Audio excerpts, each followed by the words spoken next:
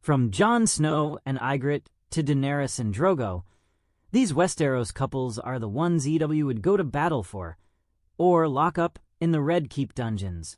With showrunners handing out character deaths like party favors from the Red Wedding, it was always a gamble for Game of Thrones fans to attach themselves to any of the characters' relationships.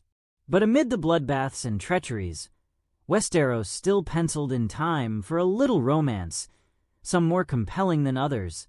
Jon and Ygritte, Jon and Daenerys. So, in the name of totally unbiased judgment, Entertainment Weekly has cast its votes and crowned the top 10 GOT couples, along with a few pairings so mismatched they've earned a dishonorable mention. Read on for the results of those who found love on Essos. Best of the best. Jon Snow and Ygritte. Jon, Kit Harington and Ygritte's Rose Leslie. Love Story was one of Thrones' most emotionally involved romances. It had everything. A classic Romeo and Juliet setup. She's a wildling. He's a Night's Watch brother. Genuine chemistry. Harington and Leslie became a real couple. A hot spring hookup and a heart-shattering tragic ending. Jon Snow knew one thing. He truly loved Ygritte. They're our number one pick for GOT's best couple. Best. Arya Stark and Gendry Baratheon. While their hookup kinda came out of left field, Arya, Maisie Williams, and Gendry Joe Dempsey had a palpable spark, grown out of the strong bond they developed traveling together in the show's early seasons. In another life, they could have been a badass pair of warrior vigilantes, traipsing around Westeros and fighting for justice.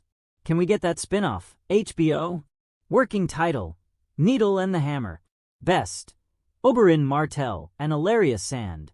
Oberyn, Pedro Pascal, and Ilaria, Indira Varma, were the perfect couple. Really.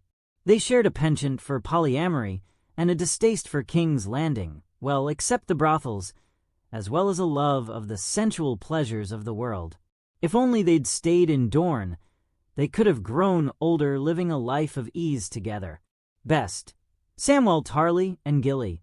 Probably the sweetest and most innocent romance Scott had to offer. Sam, John Bradley, became Gilly's Hannah Murray, knight in shining armor. Or, at least, he did his best. Sometimes, that's all it takes. His determination to protect her grew into a beautiful relationship, responsible for many of the show's most tender moments. Best. Daenerys Targaryen and Khal Drogo. Despite a rather problematic beginning, Dany, Emilia Clarke, and Drogo's Jason Momoa pairing eventually blossomed into a genuine romance. She was the moon of his life. He was her sun and stars. He promised to conquer Westeros for her, and she tried to have a witch bring him back from the dead. If that's not true love, what is? Best. Missandei and Grey Worm. Or maybe this was GOT's sweetest and most innocent romance, at least until Grey Worm helped commit a massacre to avenge Missandei's death.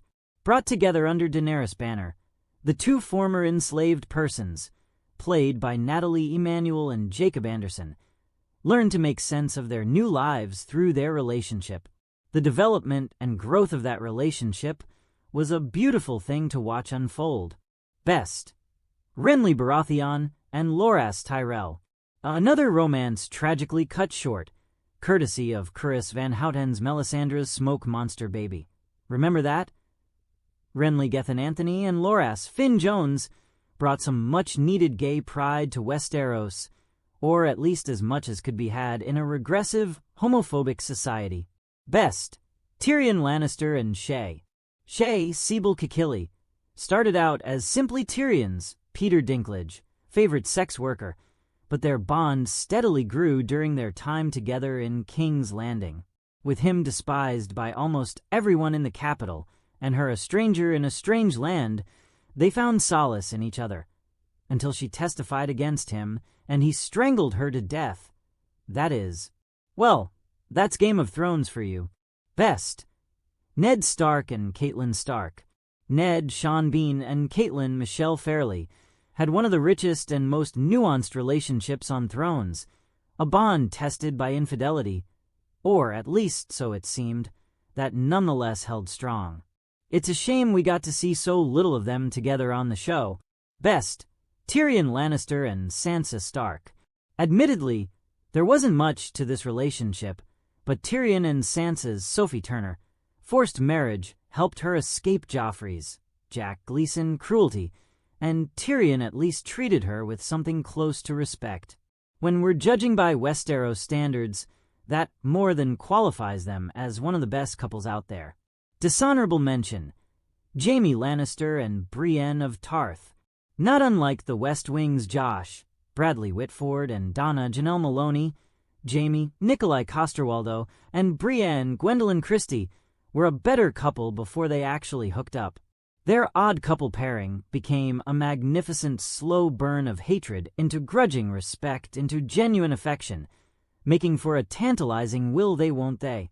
But having them actually sleep together was kinda strange, and Jaime leaving her to return to Cersei, Lena Headey, was a low point for both characters.